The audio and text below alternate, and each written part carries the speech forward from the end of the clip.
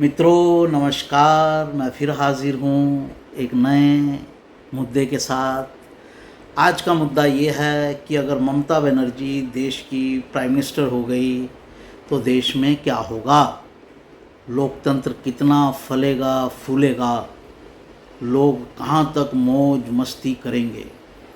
मेरे channel Rudra news में आपका स्वागत है। आज इस मुद्दे पर चर्चा करेंगे, लेकिन आगे बढ़ने से पहले वही निवेदन ये कि मेरे चैनल को सब्सक्राइब करिए। अब साथियों, सवाल ये है कि मान लीजिए 2024 के बाद 2024 के चुनाव में ममता बनर्जी येन केन प्रकरण अपोजिशन की सरकार आ गई और ममता बनर्जी बन गई प्राइम मिनिस्टर, तो इस देश में लोकतंत्र कैसे फलेगा और फूलेगा। आइए एक एक विषय पर चर्चा करते हैं। ममता बनर्जी ने भी कुछ प्रण ले लिए हैं और उस प्रण की वानगी जो हैं वो अपने पंचायत चुनाव में दिखा रही हैं। तो ममता बनर्जी का पहला प्रण होगा कि 2024 के बाद उनकी अगुवाई में, उनके प्रधानमंत्री रहते जितने भी चुनाव होंगे सब में हिंसा का तड़का डालना है। ठीक है। अब हिंसा का जो तड़का डालना है उसमें कितने लोगों की मौत होगी? लगभग 2000 का आंकड़ा ममता बनर्जी ने सोच रखा है। ये आंकड़ा किस आधार पर सोचा? जैसे पंचायत चुनाव में अब तक लगभग 50 लोगों की मौत हो चुकी है और वेस्ट बंगाल में लोकसभा की मात्र 40 सीटें हैं, तो देश में तो इससे 12 गुना नहीं, 15 भी नहीं, 14 गुना ज़्यादा सीटें हैं लगभग। जो पंचायत चुनाव में 50 मरे तो लोकसभा चुनाव में कितने मरेंगे? 7,000 ना, तो 7,000 का आंकड़ा उन्होंने सोच रखा है। जो भी कैलकुलेशन है, लोकसभा का बड़ा चुनाव होता है, पंचायत का छोटा चुनाव है, इसलिए उसमें लोगों का जो तड़का लगाना है वो भी ज़्यादा होता है। तो 2024 के बाद जब ममता जी प्राइम मिनिस्टर बनेंगी तो उसके बाद से हर चुनाव में 6-7 हज़ार लोगों की बलि चढ़ाई जाएगी, ऐसा ममता जी ने तय किया है। और बाहर खड़े जितने उनके साथी होंगे, इंक्लूडिंग राहुल गांधी, वो सब ताली बजाएंगे, डेमोक्रेसी जिंदाबाद, डेमोक्रेसी जिंदाबाद, डेमोक्रेसी जिंदाबाद, डेमोक्रेसी अमर रहें, लोग मरते रहें, डेमोक्रेसी अमर रहे, लोग मरते रहें। यही होगा ना। और ममता बनर्जी आते ही क्या करेंगी? बैलेट पेपर शुरू कर देंगी।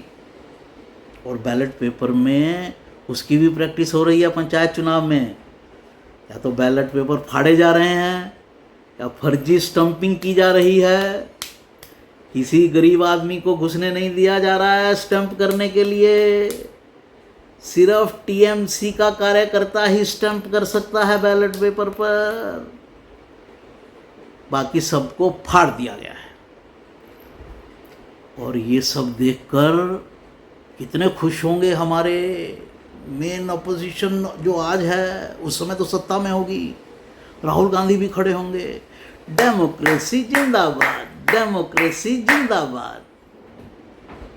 फिर क्या होगा?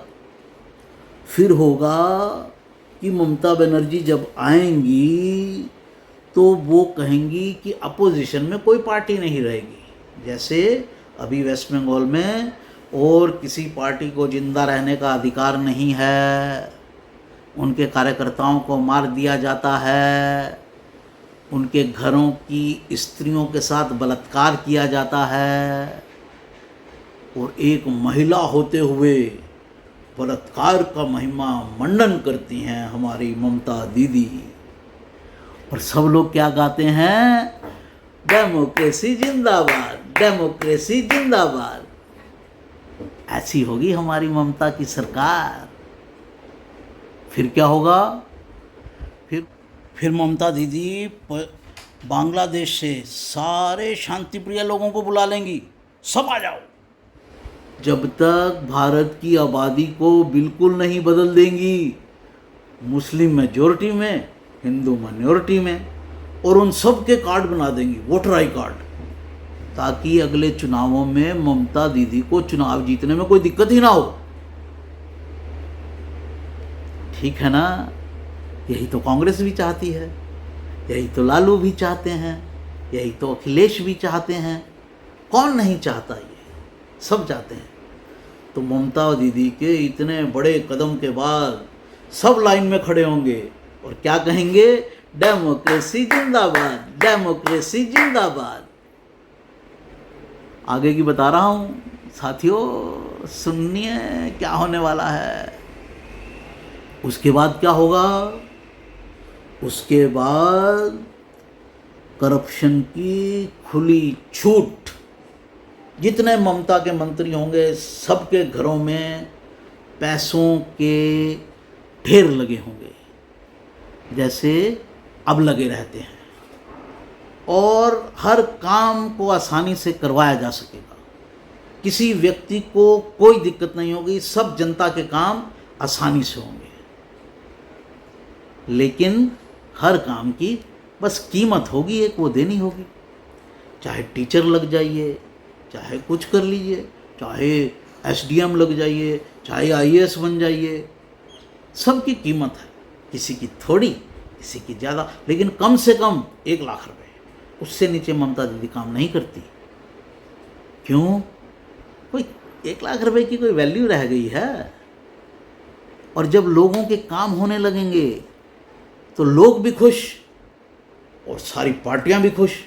देखो हमने देश का कितना बड़ा काम किया, हर किसी को एम्प्लॉयमेंट दे दिया, कितनी महंगाई कम कर दी, सब चीज़ों, और सब गाएंगे। ममता दीदी का इतना जलवा होगा कि 15 अगस्त के दिन लाल किले पर सिर्फ एक ही नारा होगा, डेमोक्रेसी जिंदाबाद, डेमोक्रेसी जिंदाबाद, डेमोक्रेसी जिंदाबाद, डेमोक्रेसी जिंदाबाद। कैसी है अगली सरकार? मेरा तो फुल सपोर्ट है भाई। उस सरकार के अंदर Mamata prime minister, Lalu Yadav deputy prime minister, Nitish Kumar थोड़े और वाले deputy to deputy prime minister, Rahul Gandhi deputy to deputy to deputy prime minister, और सब गा रहे होंगे डेमोक्रेसी जिंदाबाद, डेमोक्रेसी जिंदाबाद। बढ़िया, मेरा फुल सपोर्ट, आपका भी होना चाहिए फुल सपोर्ट। डेमोक्रेसी जिंदाबाद, डेमोक्रेसी जिंदाबाद। नमस्कार साथियों।